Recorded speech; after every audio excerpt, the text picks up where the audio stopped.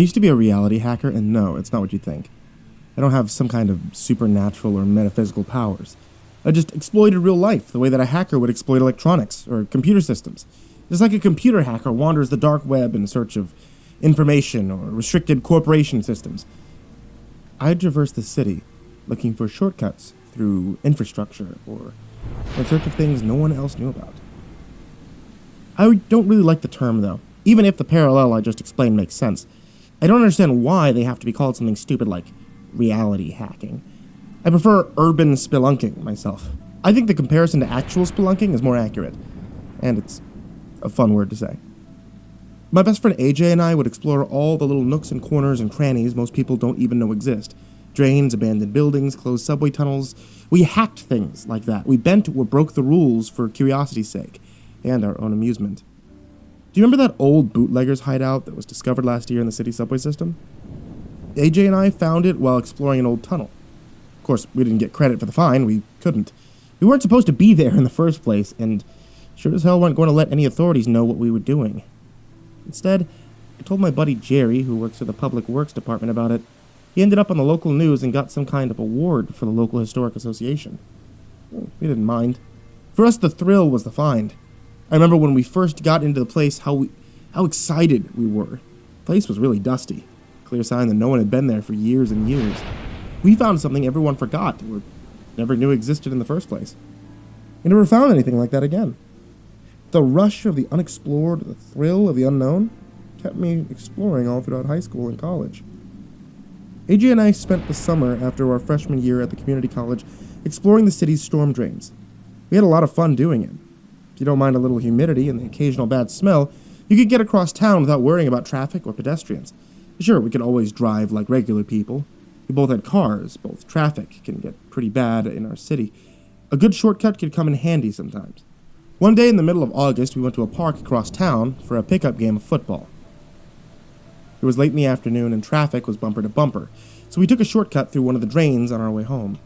We made good time and cut a few blocks out of our trip. To tell the truth, we were a little smug about our subterranean shortcut. I mean, who else could get across town as quick as we could without awkward hops over fences and through backyards? Most drains are either simple tubes that force you to hunch over as you walk, or they're larger corridors like tunnels with raised ledges for walking. The one we took was a tube. Normally I don't enjoy those, but this one was not very long, so I put up with it. The last rain was weeks ago, and the drain was pretty dry, making an easy go for it. Our footsteps and banter echoed down the circular tunnel, and the cool underground air felt refreshing after the heat. Our route was more or less a straight line that cut through the large hill. It connected the main drain system at a single point near the entrance by the park, where we played football. So imagine my surprise when we ran across a fork in the drain that we could have sworn wasn't there last time. We stood there looking at it for a long time, and finally AJ spoke. "I didn't know this was here." "Me neither," I said. "How could we have missed this last time?" Now, neither of us were fools.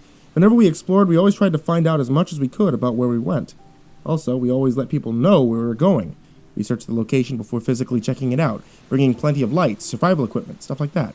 Urban spelunking can be dangerous. And that's why we didn't just charge headlong down the new tunnel. We did what we always did. We went home and investigated. After getting back to my place, we did some digging on the internet, but the tunnel wasn't on any of the city's maintenance maps or in any public works records we could find. I called my friend Jerry from the city public works department, but he didn't seem to know about it. "Now, there's no branching drain off that one," Jerry said. "Are you sure you were where you thought you were?" "Yeah, man, I'm telling you. There's another drain down there," I said. "Well, I'm off for the next couple days. Gonna finish up north.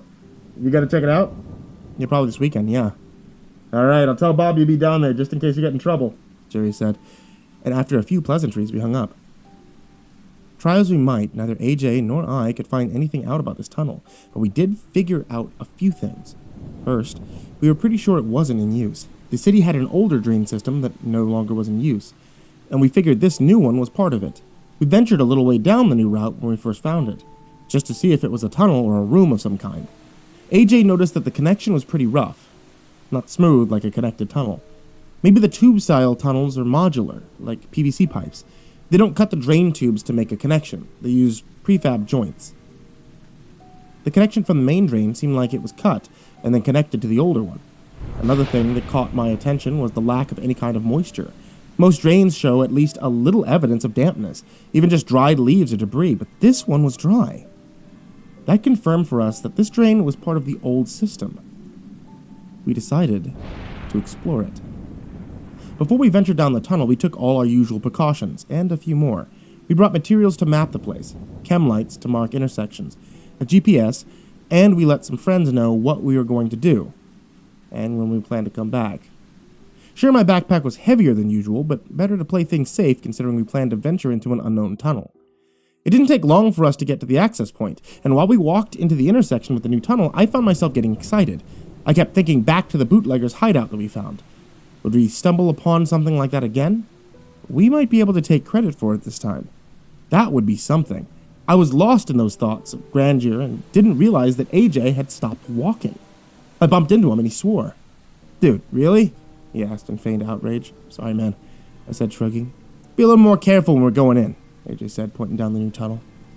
I was apparently so lost in thought that I didn't realize we had arrived. We stopped to check our gear and then made our way in. AJ went first, and I followed. When we started walking, we kept count of the number of steps we took. We knew from experience how many feet 100 paces would take us, what orienteering enthusiasts called a pace count. That helped us construct a fairly accurate map. We knew where the new tunnel branched off of from the old one, how many steps it took us to walk a certain section, and in which cardinal direction each turn led. We could even do this walking hunched over in a cramped space like this one, so even after a few twists and turns, we were still pretty confident of our location despite having walked about an hour. We decided to take a break and check our position, even though we felt pretty sure about our navigation skills. We were making a crude map based on our pace count and compared it to a city public works map. I guesstimated that we were near the slums, probably under Lake Street. We decided to check the first manhole that we found, verifying our position. I was also getting tired and a little sore from walking through the cramped space and needed to stretch. To our great satisfaction, we popped up onto Lake Street. Lake and Union, to be exact.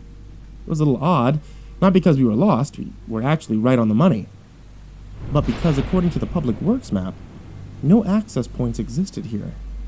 Still, we didn't question that, even if it did seem odd at the time. We were more surprised at what was on the street than a manhole that someone neglected mapping. Lake Street used to be nice a couple decades ago. Big houses lined either side, mostly run down and abandoned. These houses were close to a century old and dated back to the early days of the city, but gradually fell out of style as the years went on. Even in its dilapidated state, the neighborhood was still impressive. Most of the houses were at least 3 stories tall and an old Victorian style. I would have felt nostalgic for simpler times, if the whole thing wasn't so unexpected. I remember the house right in front of the manhole from which we exited was particularly impressive. I knew that some big houses still stood on the street, but this one was enormous. It was a 4-story monstrosity of an old-fashioned mansion. Most of the windows were boarded up, the yard was overgrown, but it was clearly a nice place once upon a time. The sun was getting low, and the late afternoon shadow obscured many of the house's details, but that also helped hide the blemishes of decay. "Dude," AJ said after a few moments, "I had no idea this was here." "Yeah, me neither," I replied. "Oh, we knew all the big old houses around here." Well, apparently not." AJ turned towards me. "You want to check it out?" "What, now?" I asked incredulously. "We don't even know if it's structurally sound." AJ gave me a look which people reserve only for valley girls, old ladies at church, and lame practical jokers. "I don't want to go inside, dumbass. Let's walk around outside and see if there's anything interesting." "Okay," I answered slowly. Walking around the outside couldn't hurt, I guess. I just wasn't sure why AJ wanted to leave the unexplored tunnel behind. As if reading my mind, he spoke again. "We spent most of summer underground, man. Let's enjoy some fresh air. We won't go inside, just walk the grounds. See if we could find anything out about it that way. You can always pick up the drains tomorrow." I thought for a second. I didn't see any fault in his logic, and some fresh air did sound good. "Okay," I said. "I'm game. I just don't want to hang out here forever. It's almost dinner time, and I'm pretty hungry." Patted my stomach to emphasize the point, and AJ laughed. "Yeah, me too. We can hit up a burger joint on the way back. Let's go." With that, we set off. Finding a way into the yard wasn't hard, since the fence was broken in many places. We didn't even have to jump it. Walking through the tall grass wasn't easy, though. I made a mental note to check myself for ticks when I got home. Circling around the house didn't get us much in the way of results, though. The side was just as boarded up as the front. No discernible way in or out caught our eye. Not until we made our way to the backyard, and suddenly, the ground gave way beneath us. One moment we were walking through the tall grass, and the next, our world dissolved into a torrent of dirt, broken wood, and gravity. Before we knew it, we found ourselves in some sort of cellar. We lay there in a daze for a minute, shocked by what happened. AJ groaned and sat up. I coughed and sputtered a bit. Apparently I got a mouthful of dirt on the way down. Guess I was too surprised to notice. "The hell?" AJ asked. "You okay?" I said, sitting up myself. "Yeah, I think so." AJ stood up and brushed himself off. "Nothing's broken." I looked up, saw the hole in which we fell through. It's pretty high above us, so you had to reach. Broken plywood framed the edges of the hole. It's probably fairly rotten and gave way as soon as we put pressure on it. "AJ, that's a long way up, man. I don't think we're going to get back out that way." AJ swore. Yeah, I think you're right." I looked around, but I couldn't see much in the limited light of the ceiling. I took off my backpack, dug inside for a few seconds, and pulled out my flashlight. I turned it on and shined it around the room. It seemed to be a cellar typical for a house as old as this one, albeit deeper than usual. I saw a door at one end. AJ saw it too. "Only one way out, huh?" he said. I nodded and got up. We checked our gear, grabbed an extra light, and walked over to the door. It didn't seem like it was locked when I tested the knob, but an inexplicable feeling of dread came over me when I touched it. My skin prickled gooseflesh, which caused me to shudder and jerk back my hand. The door opened. We both jumped at it. I was pretty sure that I hadn't turned the knob or even got my whole hand around it, but it opened anyway. We didn't lose our heads despite the surprise of the sudden open, for AJ and I moved to opposite sides of the door so that whoever had opened the door couldn't see us. "Hello?" I called after a few minutes. "Is anyone there?" Nothing but silence answered me. I looked at AJ and he shrugged. I frowned, but I didn't say anything. We moved in front of the door and shined our flashlights in. It looked like the perfect man cave from the late 80s. The pool table sat immediately in front of us, and on the opposite wall was a large screen TV that would have been top of the line sometime around 1985. Posters of action movies like Die Hard, Terminator, and Predator bedecked the wood panel walls, along with some pro sports players like Larry Bird or Wayne Gretzky, an old swimsuit issue of Farrah Fawcett and Kathy Ireland. A couple cases of sports memorabilia stood against the left wall.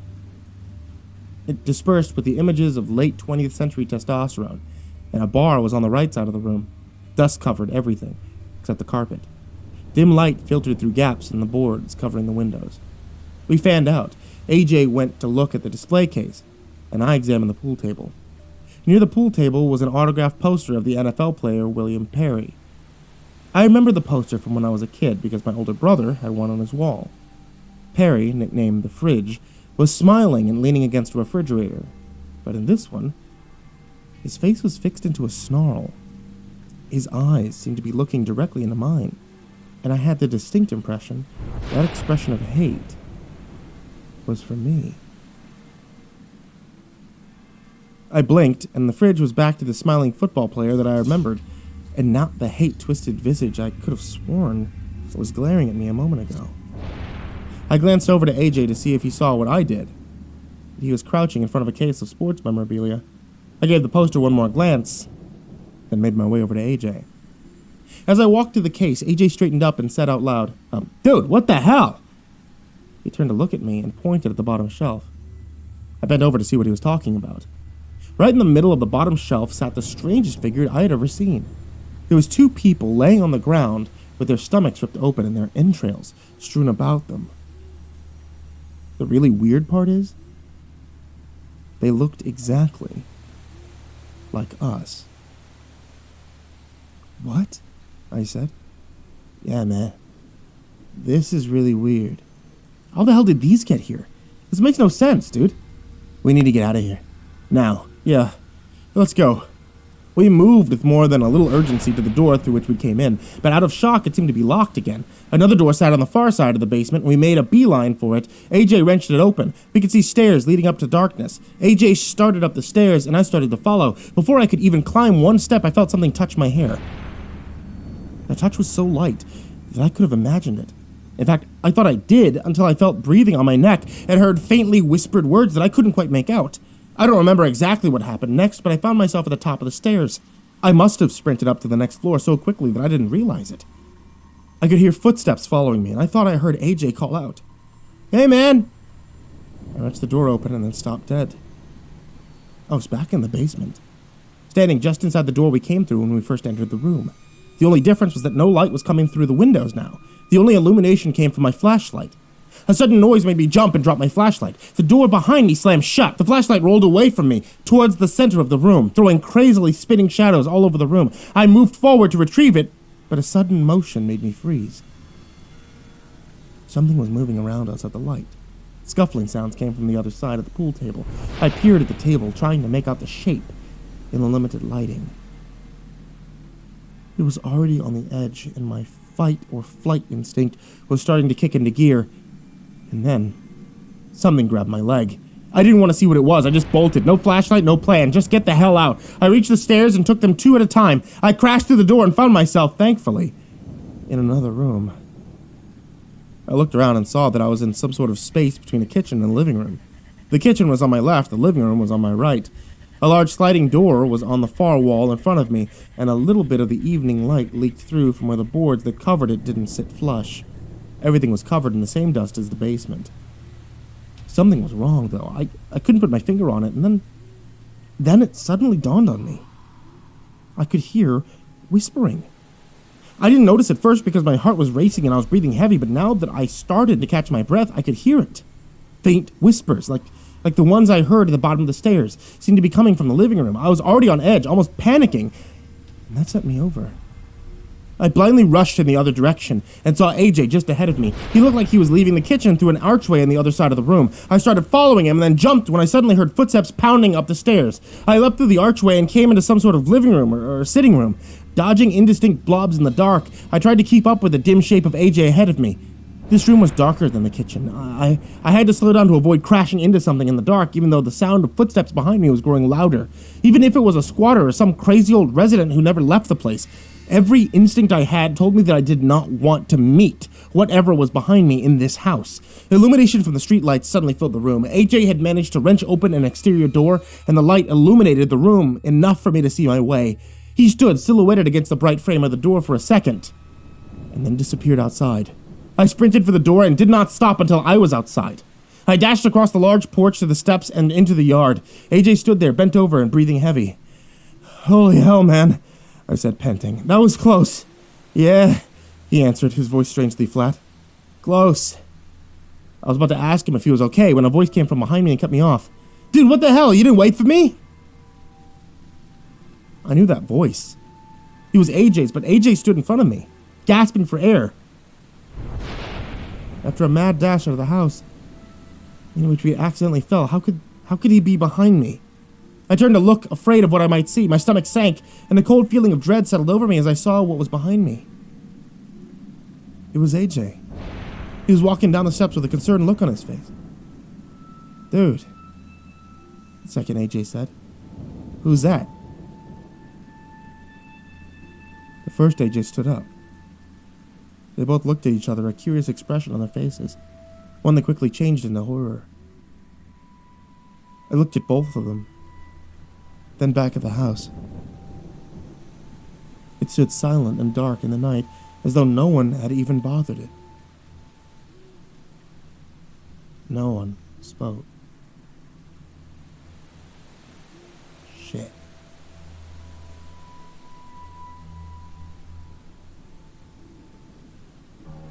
Hey there kids, it's me, MrCreepyPasta, and I wanted to say thank you for watching tonight's video. If you guys really liked today's video, feel free to check me out at patreon.com/MrCreepyPasta.